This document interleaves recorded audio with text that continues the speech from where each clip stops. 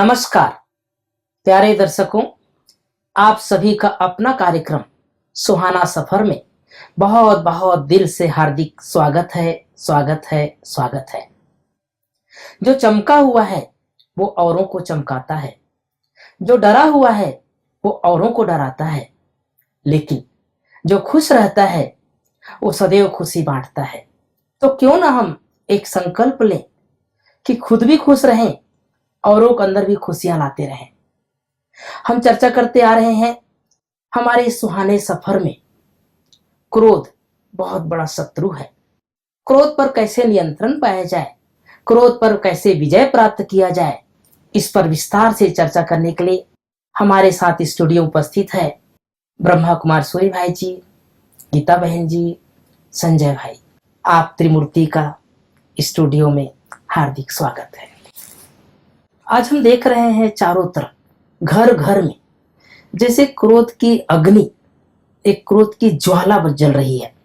ये भी देखते हैं कि अधिकांश जो लड़ाई झगड़ा का कारण है वो क्रोध है। कोर्ट में आप जाकर के देखेंगे कि जितने भी केसेस आ रहे हैं, बहुत सारे उसके कारण जाकर के पता करेंगे तो उसके पीछे क्रोध ही है। जेल में कई बार हम जाते हैं, मिलते हैं, कैदी लोगों से बात करते हैं तो वो लोग भी यही बताते हैं कि थोड़ा सा क्रोध आया, क्रोध आते ही हमने कुछ कर दिया और उसके कारण से हमें भोगना पड़ रहा है। आखिर पूरा संसार जबकि इसमें जल रहा है, बहुत कम लोग हैं, मैंने तो संसार में किसी को देखा नहीं है, किसी के मुख से ऐसा सुना नहीं है कि मैंने क्रोध अभी तक किया नहीं है। बचपन से सबको इस बात का अनुभव रहता है, किसी न किसी रूप में कभी न कभी किसी न किसी के ऊपर जरूर मनुष्य क्रोधित होता है, और नहीं तो अपने ऊपर होता है। इस पर कैसे विजय पाएंगे? कुछ लोगों का संस्कार क्रोध का हो जाता है जी। जो कारण हो या ना हो करते ही रहते हैं। और नहीं तो किसी को चलते हुए देखते ही गुस्सा करेंगे, है कैसे चल रहा है। हाँ। तो एक ये संस्कार क्रोध का हो जाना ये बहुत खतरनाक है। दूसरी चीज है कि कुछ कारण बन रहे हैं, भाई लोग ठीक से काम नहीं कर रहे हैं, या कोई बिना मतलब हम पे कमेंट्स कर रहा है, या बिना मतलब हमारी निंदा चुगली या शिकायतें कर रहा है। कुछ कारण बन गए, किसी को तब गुस्सा आ जाता है, बाकी वो शांत रहते हैं। और तीसरे लोग ऐसे हैं जिनको बहुत कम आता है, जो अपने क्रोध को समाप्त कर लेते हैं, पी लेते हैं। उन्हें ये अपने में विश्वास रहता है कि हम क्रोध को समाप्त कर लेंगे। बहुत कम लोग हैं। हाँ, क्रोध के बारे में वो अवेयर हैं। हाँ, और वो ज्यादातर अवॉइड करते हैं क्रोध को, क्योंकि वो जानते हैं कि इससे नुकसान बहुत होते हैं। हमने देखे तो एक बड़ा अधिकारी क्रोध के कारण असफल रहा जीवन में, उसे अपने पद से रिजाइन देना पड़ा। एक बहुत अच्छा फैक्ट्री का मालिक क्रोध के कारण, क्योंकि इतना क्रोध करता था, उसके पास 50 लोग काम करते थे, लेकिन उस क्रोध के कारण उसकी फैक्ट्री बंद हो गई, उसके परिवार बिखर गए। तो क्रोध सचमुच बहुत ही नुकसानदायक है। एक घटना अभी अभी की है, बिल्कुल सच्ची है, कि एक लड़के ने गुस्से में आकर अपनी बूढ़ी माँ को इतना मारा कि खून लहूलुहान हो गए। बेचारे के दांतों में भी चोट लग गई, सिर में भी चोट लग गई। किसी ने उसकी वीडियो बना ली थी और वो पुलिस के पास दिया गया, तो पुलिस ने उसको अरेस्ट कर लिया। अब देखो माँ की ममता, माँ पुलिस वालों कह रही मेरे बेटे को छोड़ दो, इसे गुस्सा आ जाता है। मतलब मन को हिलाने वाली बात है कि बच्चा इतना क्रोध कर रहा है और माँ ममता की छाया उस पर अभी भी रखे हुए है। लेकिन इस बच्चे का क्रोध निश्चित रूप से ऐसे पर तो क्रोध और लोगों सही को तो नहीं ठहरा सकती, बिल्कुल सही नहीं ठहरा सकते हैं। मनुष्य अपनी बात तो कहता है, लेकिन अगर वो क्रोध से कहता है तो माहौल में तनातनी हो जाती है, और एक अच्छा निर्णय, एक अच्छा चिंतन, देश के लिए कुछ अच्छा विचार जो होना चाहिए वो नहीं होता है। किसी भी कोई बिल पेश किया गया, उसके लाभ हानियों पर बहुत कम चर्चाएं हो पाती हैं। तो ये नुकसान हो रहा है ना क्रोध के कारण। तो हम सभी ये लक्ष्य बना लें कि हमें अपने अंदर इसको संस्कार नहीं बनने देना है। मान लो एक टीचर है, स्कूल में मास्टर है जी अभी बच्चे छोटे हैं, वो चंचल भी हैं, शरारत भी करते हैं, वो कभी काम भी नहीं करके आते हैं, टीचर को बहुत मेहनत करनी पड़ती है। कभी कभी हम सुनते हैं कि किसी टीचर को इतना गुस्सा आ गया जी कि बच्चे की इतनी मार पिटाई कर दी कि पैर में फ्रैक्चर हो गया, या उसके मुंह से खून आ गया, या उसके थप्पड़ इतने मार दिए कि एक आंख चली गई। ये क्रोध का संस्कार जो बड़ा भयावह है, इस पर तो हमें विजय पानी ही है। अब देखिए, उस टीचर को भी जेल हुई, बदनामी हुई, अखबारों में छपा, गुरुजनों के प्रति लोगों ने अलग अलग बातें वो कही। टीचर को बाद में हाँ। पता चलता है कि मैंने इतना क्रोध किया, हाँ। वो संस्कार काम कर जाता और बदनामी हुई कि गुरु तो सम्मान के पात्र हैं, लेकिन गुरु लोग कैसे अपने सम्मान को खुद खो रहे हैं। जी अभी दूसरी चीज ये है कि बच्चे काम नहीं करते, टीचर उन्हें आंख दिखाता है, उन्हें थोड़ा डांटता है, एक आधा लगाता भी है प्यार से, उसमें उसकी शुभ भावनाएं भरी होती हैं, और ये शुभ भावनाएं बहुत जरूरी हैं। कई बच्चे जब बड़े हो गए, हमारे साथी, वो याद करते अपने मास्टर जी को कि अगर वो हम पे ऐसे टाइट न रहे होते तो हम कुछ न पढ़ पाते आज। उनकी टाइटनेस ने, उनके थोड़े से गुस्से ने हमारा जीवन बना दिया। वो उनको मन से धन्यवाद मानो देते। सिखाने के लिए करें। तो ये हम, मेरा कहने का अर्थ ये है कि सभी इसको महसूस करें। मैं क्या कहना चाहता हूँ कि क्रोध को अपना संस्कार न बना ले, कि वो अग्नि बनकर हमारी शांति को जलाता रहे, हमारी खुशी पर आघात करता रहे, वो हमारे विवेक को नष्ट करता रहे, वो हमारे संबंधों में कड़वाहट घोलता रहे, जहर घोलता रहे। लेकिन कहीं कहीं अगर थोड़ा सा हो गया, अब मैं इसमें दूसरी बात लोग कहता हूँ, तुम्हें थोड़ा सा क्रोध आ गया, जल्दी से जल्दी उसको कंट्रोल करो। ये नहीं उसको चलने दे रहे हैं, क्योंकि उसके इफेक्ट बहुत बुरे होते हैं, काम पर उसकी बुरी छाया पड़ती है। क्योंकि हमारे यहाँ भी बहुत काम चलते हैं, हालांकि हमारे यहाँ तो क्रोध का ऐसा आवेग किसी में होता नहीं है, पर थोड़ा सा भी आ गया तो वो व्यक्ति जल्दी अपने को कंट्रोल कर लेता है। तो इन चीजों पे हमें इस तरह ध्यान देना चाहिए कि हमारा क्रोध हमारा संस्कार न बन जाए। लेकिन काम निकालने के लिए, बच्चों को पढ़ाने के लिए, उनसे मेहनत कराने के लिए थोड़ी सी आंख दिखाई, बस ये है। टीचर का उदाहरण देकर मैं कहूंगा, कोई अधिकारी, कोई व्यापारी, जो क्रोध आपने वहां किया वो इतना चालू न रहे कि वो घर तक आपके साथ चले। लेकिन आजकल चलता है भाई जी। फिर वो बच्चों पे उतरेगा, फिर वो पत्नी पे उतरेगा, फिर वो बूढ़ी माँ पे उतरेगा, ये नहीं। तो कई बार बोलचाल में कहते हैं किसका गुस्सा किसके ऊपर, यही हो जाता है। तो हम इतने तक तो अपने को संभालें कि अगर मान लो कर्म क्षेत्र पर हमें करना पड़ा, मैं ये सब कहूंगा, तो उसको वहीं समाप्त करें। जब हम वहां से बाहर आ रहे हैं, मान लो एक पीरियड था 45 मिनट का, अब कुछ भी हुआ, हमें गुस्सा भी आया, हमने एक दो को मार भी दिया, अब वहां से जब हम निकले, हम अपने को पुनः रिलैक्स करके निकले, क्योंकि हमें दूसरी क्लास में जाना है। और क्रोध के मूड से यदि हम दूसरी क्लास में जाएंगे तो पढ़ाएंगे क्या? और उस बच्चे के ऊपर जिसके ऊपर क्रोध की है उसके ऊपर भी अब मतलब अब हमारी दृष्टि बदल जाए। बिल्कुल, उसे हम उतना ही प्यार दे दे। ये हमने बहुतों को सीखा कि अगर टीचर ने किसी बच्चे को एक मार भी दिया, डांटा डपटा, तो फिर बाहर जब आ रहे तो बहुत प्यार करता है। नहीं तो वो बच्चे के मन में रहता है भाई जी किसने मुझे क्लास तो इससे क्या होता है कि वो बच्चे ये समझते हैं हमारे मास्टर जी हमारे लिए बहुत अच्छे हैं, डांटते तो हैं, हमारे फायदे के लिए डांटते हैं, तो उनके मन में कुछ निगेटिव फीलिंग नहीं रहती। आज हम देखते हैं कि कई बार जैसे क्रोध पर कंट्रोल करना बहुत मुश्किल है, कभी कभी अचानक आता है और बहुत बवंडर पैदा कर देता है। तो क्या जैसे इन सब के ऊपर मन से कंट्रोल किया जा सकता है कि मन को शांत रखें, जिससे हमारा क्रोध पर विजय पाया जाए, या क्रोध के ऊपर शांति हो, क्रोध को हम थोड़ा सा दबा सकें, थोड़ी देर के लिए ही सही, कम से कम, कि उस पर धीरे धीरे करके विजय पाएं और हमारा संस्कार बन जाए भविष्य में। आचार्य द्रोण जी गुरुकुल में थे और सभी पांडवों को वहां शिक्षा के लिए भेजा गया। तो जब पहला पाठ ही पढ़ाया गया कि एक व्यक्ति को क्रोध पर विजय प्राप्त करना बहुत मुश्किल होता है, सबसे पहला पाठ यही है कि आप अपने क्रोध पर कितना विजय प्राप्त कर सकते हो।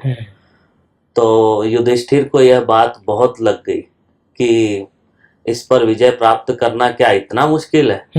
तो उन्होंने ये प्रयास किया जी। तो दूसरा पाठ जब शुरू हुआ तो दूसरे पाठ में वो गए नहीं। वो बोले जब तक मेरा ये पहला पाठ पक्का नहीं होगा मैं दूसरा पाठ पढ़ूंगा ही नहीं। कुछ दिन हुए, परीक्षक जी आए, उनकी परीक्षा लेने के लिए बीच बीच में परीक्षा ली जाती थी। तो बाकी पांडवों की तो परीक्षा हुई अलग अलग रूप से, वो पास हो गए। लेकिन जब युधिष्ठिर की बारी आई तो उन्होंने कहा कि आपने क्या क्या पढ़ा, तो उन्होंने बोला अभी मैं पहला पाठ ही पढ़ा हुआ हूँ।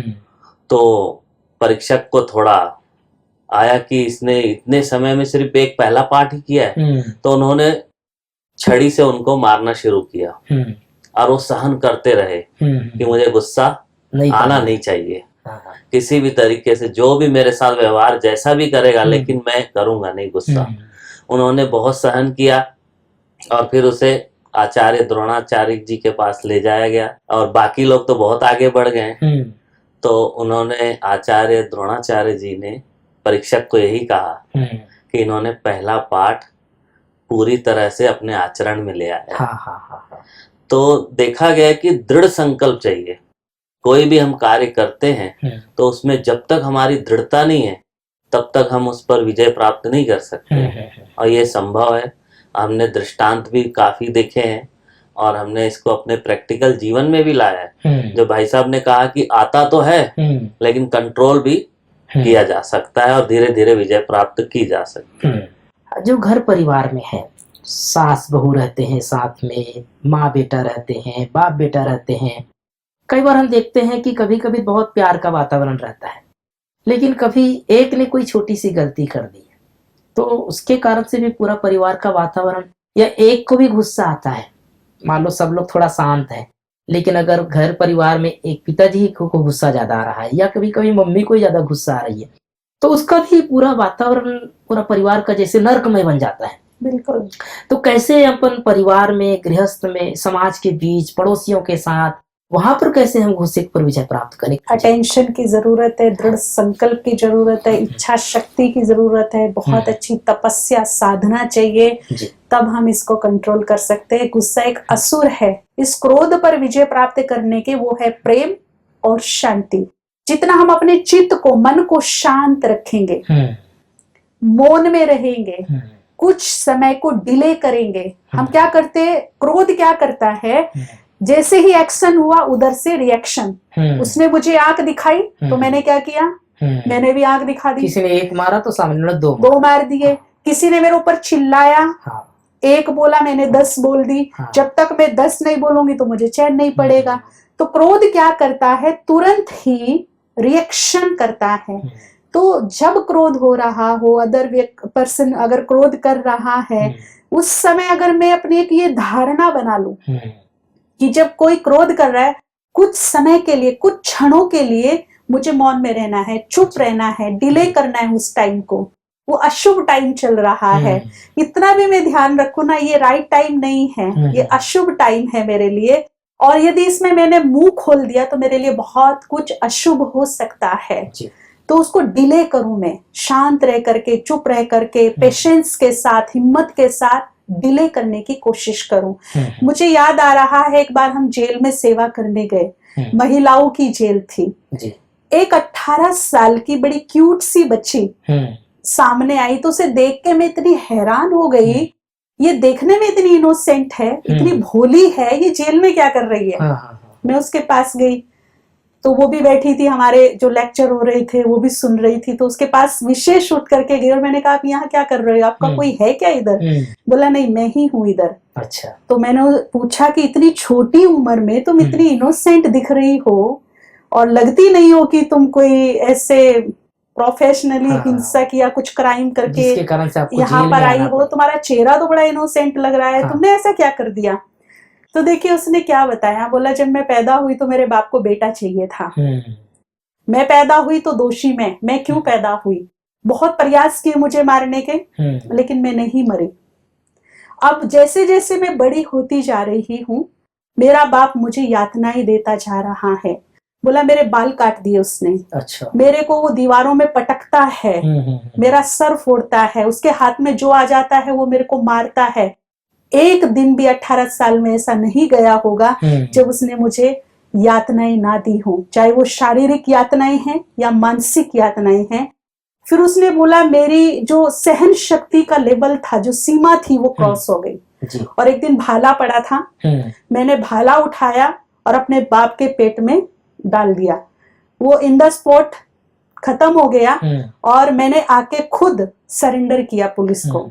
तो मैंने उसको बोला तुम पहले भी पुलिस का सहारा ले सकती थी जी। घरेलू हिंसा के बहुत अच्छे रूल्स बने हमारे यहाँ, और मैं कहती हूँ जो हमारे यहाँ रूल्स बने उनका भरपूर फायदा लेना चाहिए।